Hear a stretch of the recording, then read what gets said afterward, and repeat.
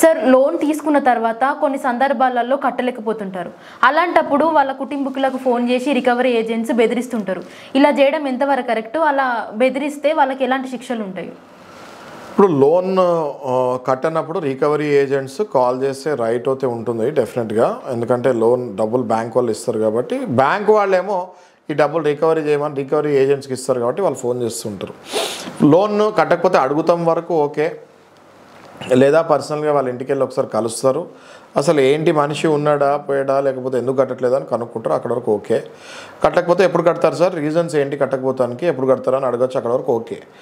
అంతేగాని బూతులు తిడతాము, కొడతాము, మీరు అనేది బంధువుల దగ్గరికి వెళ్ళి అసభ్యంగా ప్రవర్తిస్తాము, వీళ్ళ ఫోటోలు మార్ఫ్ చేసి వేరే వాళ్ళకి పంపిస్తాము, వీళ్ళతో అసభ్యంగా ఫోన్లో మాట్లాడతాము, వీళ్ళ భార్య పిల్లలతో అసభ్యంగా మాట్లాడతాము, వీళ్ళ ఇంటి పక్కన వాళ్ళ దగ్గరికి వెళ్ళి ఈయన గురించి తప్పుగా మాట్లాడతాము.